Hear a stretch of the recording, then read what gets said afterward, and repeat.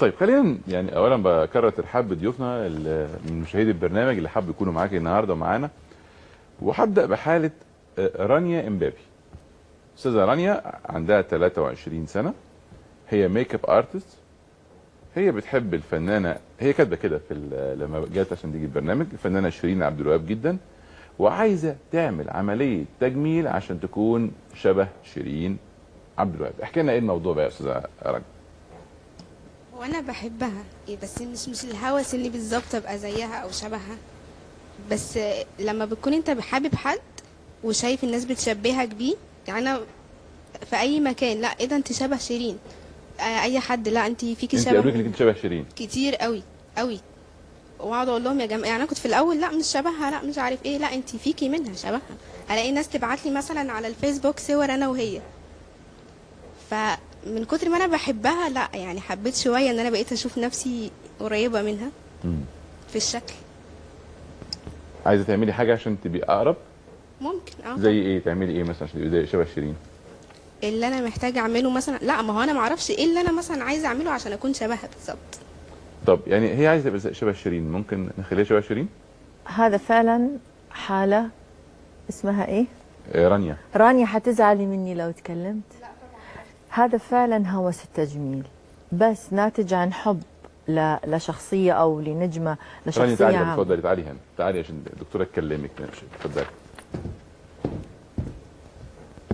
اول شيء بس احب اقول لرانيا انها جميلة جدا وفيها طلة حلوة، بس في شيء لازم نكون عارفة، لما عارفين انه احنا لما نتشبه بشخص ثاني لا يمكن ممكن نصير احسن من الشخص الثاني، بس لا يمكن نتشبه باي شخص. واللي يميز الفنانة ملكة الاحساس شيرين انه هي عندها نجومية في فنها، يعني هي مغنية. انت بتعرفي تغني؟ لا يعني انه احنا صعب نتشبه في، يعني لو تشبهت هي بشكل شيرين شو راح تاخذ؟ بس ده ممكن فعلا انها تعمل عمليه تبقى اقرب من كده لشيرين مثلا، يعني في ملامح الوجه، في اذا الاستراكشر موجود علميا، يعني اذا الاستراكشر الاساس الوش شبه بعض ممكن توصل نوعا ما لشيرين، بس هو صعب تعمل كوبي. يعني احنا نتكلم على كوبي لانسان بما صعب، مش صح. بس انا شفت ناس كتير يا دكتوره جيهان كوبي من نجوم اخرين. يا دكتور يعني شفت السقا مع احمد السقا، شفت شباب يعني عامل احمد السقا، شفت ناس عاملين نانسي عجرم لدرجه القرب الشديد من نانسي صحيح. عجرم. اذا الاستراكشر شفت اللي عملت كذا عماله تبقى زي باربي، يعني شفنا حاجات زي كده. مش انه صعب ما يصير طالما الاستراكشر موجود، بس مش صح، لان بعد فتره من الزمن. لكن طبيا ممكن، يعني ممكن لو هي جات لك قالت لك انا عايزه ابقى شيرين عبد الوهاب، ممكن؟ انا شخصيا ما بعملش، مش صح، لانه هي حترجع مش راضيه بعد فتره، لانه لا يمكن تكون، ممكن حتكون شبهها بس لا يمكن تكون زيها بالضبط، وهي بعد فتره راح تزعل لانه مش راح تكون مثل شيرين، مش حتاخذ ضحكتها، مش راح تاخذ نظرتها. فهي لازم تكون مقتنعه انها لا يمكن تكون.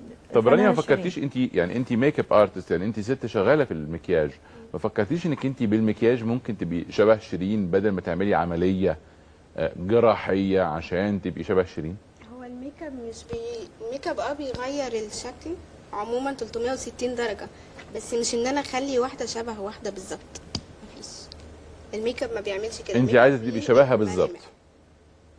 يعني. هل فكرتي تروحي للدكتور تجميل قبل كده عشان يعمل لك العمليه؟ وانا عايزه بس ما فكرتش. ليه؟ ايه العائق اللي منعك؟ لا، ما انت اذا عايزه يعني فكرتي. ما فكرتش اروح، ما عنديش الجرأة مثلا، او ما خدتش الخطوه اللي انا عايزه اروح. لانك مش مقتنعه 100%. طب الحالات هل دي عفوا نسميها هوس؟ انه هي مهووسه في هنا الهوس في الجمال، في التجميل مش في الجمال. الهوس في الجمال يمكن نوعا ما الناس تنظر الى معيار معين الوصول الى القمه طبعا، وهنا مشكله ايضا. هنا الهوس في التجميل انه هي عايزه تصبح بالتجميل شبه لشخص معين. اكيد هوس. يعني انت بتسميه هوس ولا لا؟ لا انت لا هي مش شايفاه كده، بس انت مهووسه بالفنانه صح؟ انا بحبها. المايك بس، المايك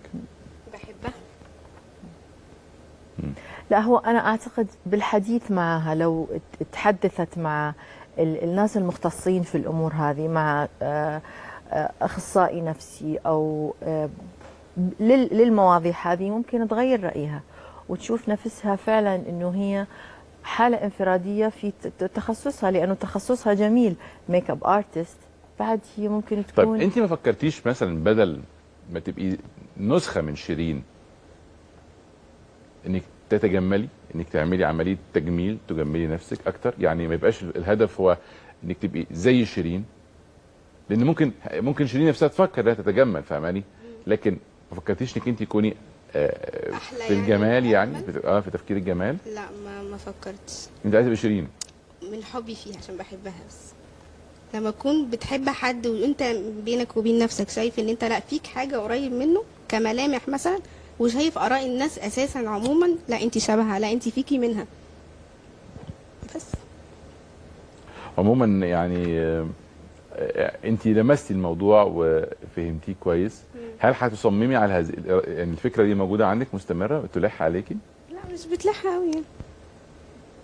على فكره هي حتى قصه شعرها زي شيرين. لا انا بحب الشعر القصير اصلا. ايه؟ طب عامله ايه زي شيرين دلوقتي؟ ولا اي حاجه خالص. طيب